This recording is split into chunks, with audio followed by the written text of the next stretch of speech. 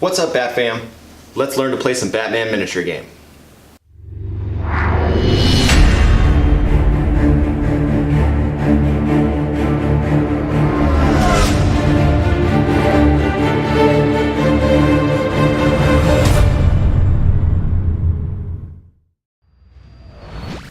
What's up, everyone? I know it's been a while since I put anything out. I've actually put together a couple learn to play videos over the past couple weeks. I didn't really like how they turned out, so kind of scrapped them, went back to the drawing board, and now I'm here with this learn to play series.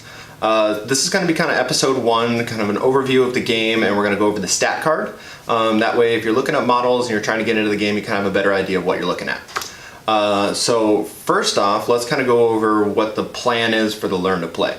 I'm going to have about 6 episodes, so we're going to cover everything from combat to movement to what you need to know when you're putting together a crew, what all the rules are for all that kind of stuff, along with some of the traits. Obviously, I'm not going to cover all the traits because there's a billion of them, but I'll cover some of the more important ones that you need to know. So that's kind of what the plan is. This will be kind of episode 1. So we'll start here, and then we'll keep rolling on to all the other good stuff, but this will be kind of a brief overview. Speaking of the overview, let's kind of talk about what Batman miniature game is. It's considered a skirmish war game, meaning that it's played kind of like Warhammer, Infinity, Malifaux, any of those tabletop miniature games where you have tape measures and people are taking turns moving little models across the board. The reason it's classified as kind of a skirmish game is because instead of some of those games where you're fielding 60, 70 models on the table, you're actually in Batman going to have maybe 3 to 12. You can get crews down to 3. You can push 12, 13 maybe. I don't know. There's not much of a reason to have that many models unless you're going for a specific thing. Yeah, that's besides the point. Point is that in Batman, you're not going to have 1,000,000 models that you need to paint. So that's kind of a nice little bonus if you're kind of afraid of miniature games for that reason. Along with that, the game is played over a handful of rounds. Depends on the scenario that you either randomly determine or pick. Anywhere from like 6 to 8 rounds. And again, with fewer models, those rounds are a little bit shorter than some of your other war games out there.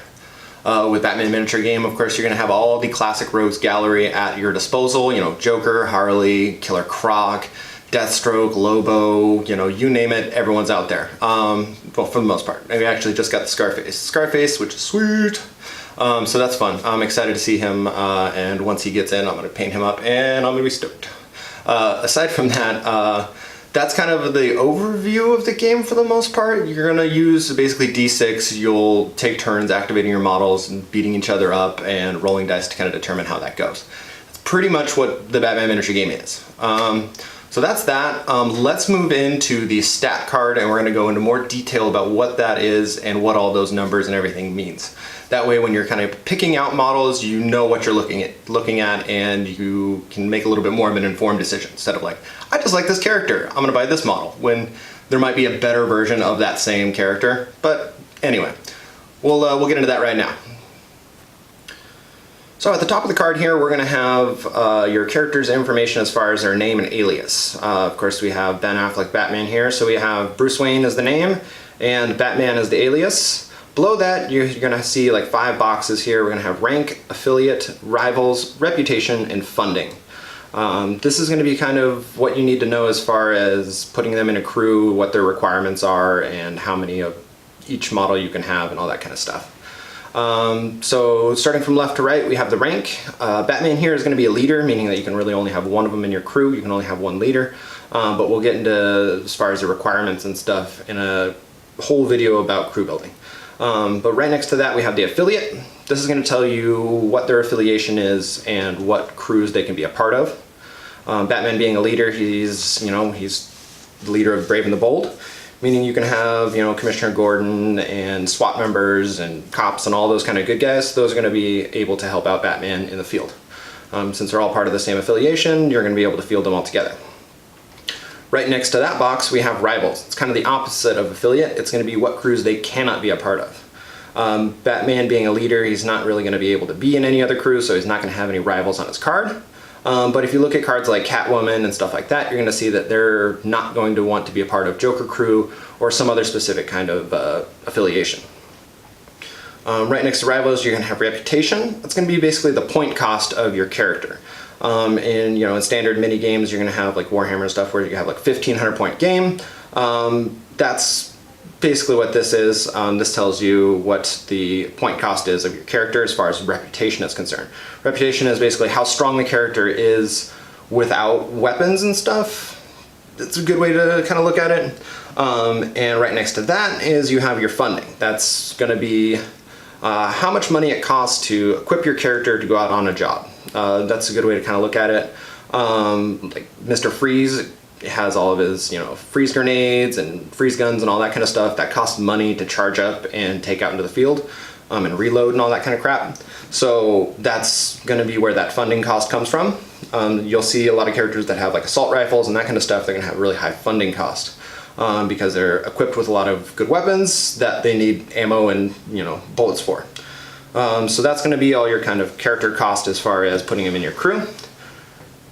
Right below that, you're going to have the weapons for your character. Listed on Batman here, we have the Batlings. That's going to be the only weapon he has because this Batman likes to get up close and personal with his fist. But the Batlings are pretty nice. We'll kind of talk about that here. Going from left to right, you have the weapon name, not character name. The weapon name is going to be in that leftmost column. Right next to that, it's going to tell you what the damage is for your weapon.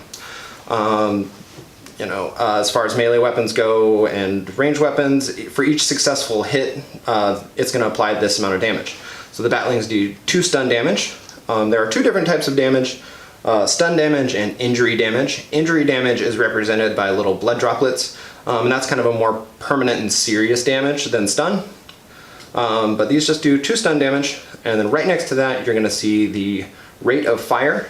So for ranged weapons, there's a rate of fire. This will tell you how many dice you're going to be able to roll when you're attempting to hit somebody with this weapon. The Batlings have 2, so think of it as him throwing 2 little batarangs in his hand, and they're both trying to hit. Right next to that, you're going to see a little bullet symbol, and that's going to tell you how much ammo he has for this weapon. It's how many times he can use this weapon before he's out of ammunition and cannot use it anymore. And in that last rightmost column, that's going to give you all the special traits for the weapon. It's going to tell you kind of the range, any special abilities that the weapon might have, or rules that need to be applied. His weapon being short range, meaning that he can only attempt to hit somebody from like 8 inches away. It is a throwing weapon, so you need to apply all the throwing weapon rules. And it's also light, meaning that if he is in base contact with a model, he can still use this ranged weapon. Alright, so that's all of his weapons. Going below that, you have all the traits. Now this is all the different special things that make your character unique and give you all different cool stuff to do throughout the round. I'm not going to go through all of these because there's a bunch of them and there's tons of different rules for all of them, but the long and short of it is that this Batman is very defensive. His ability Sustained Defense is nice because it allows you to roll extra defense dice throughout the round, along with his bat armor and Close Combat Master. Kind of makes him a very tanky Batman, and he's going to be able to kind of run right into the middle of the fight and just start throwing blows. Bat Cape and Bat Claw kind of help him get around the map, allowing him to kind of jump off buildings and also use his grappling gun to kind of shoot up wherever he wants. That's pretty much all of his traits. Feel free to look through the compendium if you kind of want to go through all of them in detail, but that would just take forever, so I'm not going to do that. But that's all the traits for your character are going to be listed in that section right below your weapons. Alright, so as far as the stats at the bottom of the card go, we're going to go from left to right here and kind of go over everything. Willpower, that's going to be that red number there. That's going to tell you how many counters you're going to be able to allocate across your character's skills at the beginning of your Raise the Plan phase. The skills that you're going to be actually be able to put counters on are going to be movement, attack, defense, and special. And when you activate your model, you're going to be able to spend those counters to do all sorts of cool stuff throughout the round. But the willpower is going to tell you basically how many different things your character can do. Right below that, you're going to have strength. That's going to tell you how strong your character is as far as melee damage is concerned. When rolling to determine damage, you want to roll your strength or better when doing melee attacks. And if you do, then you're going to successfully damage your opponent. If you roll below your strength, then you're not going to damage your opponent. Right next to that we have movement. So movement is going to be kind of a nice little boost as far as distance on the board. So you can spend movement counters to gain an additional 2 inches to your base movement. You can also spend movement counters to activate some traits and stuff that help you kind of get around the board. Like Batman's Batclaw here requires a movement counter and a special counter to be spent to use it.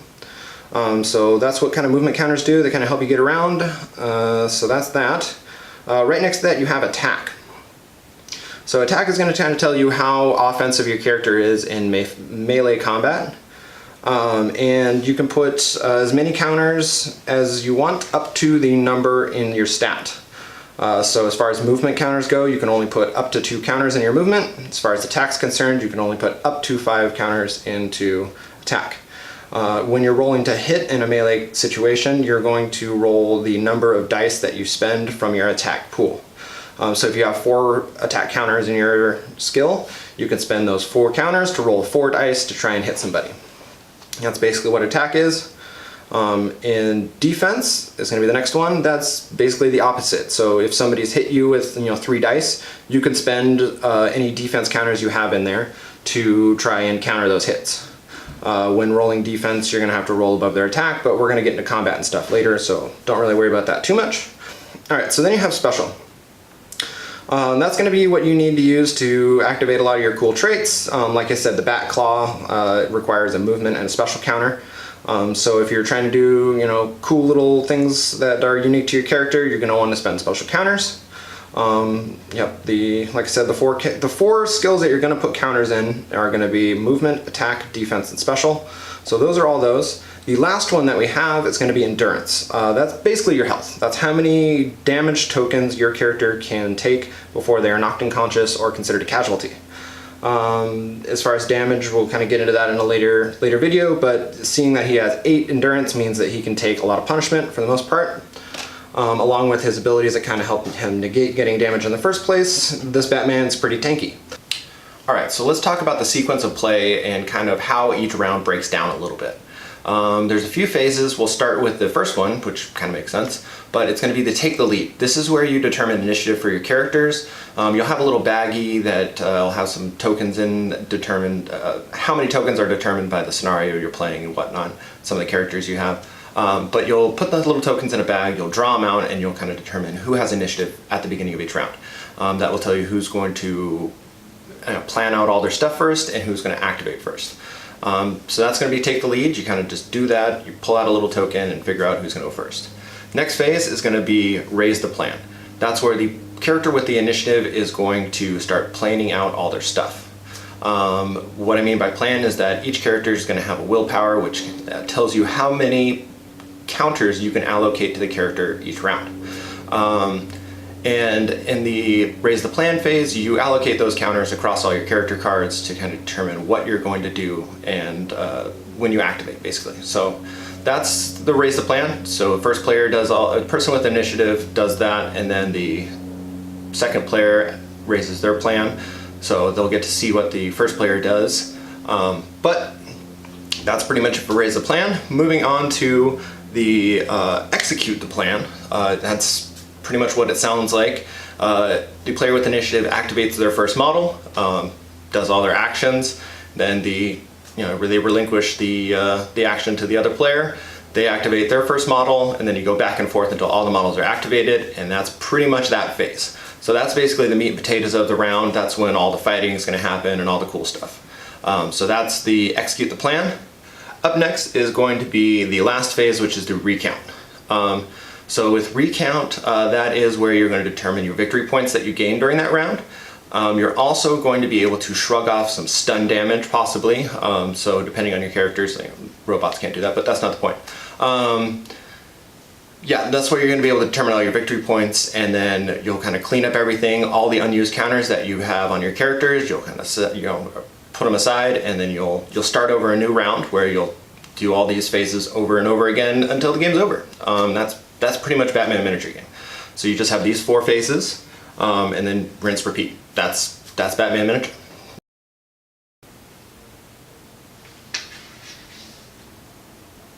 Oh, it's over? If you like the video, hit the like button. Don't forget to turn on notifications and subscribe if you want to stay up to date on everything related to Batman Miniatures game. Well, thanks for watching, and hopefully I'll catch you guys again. See you on the streets of Gotham.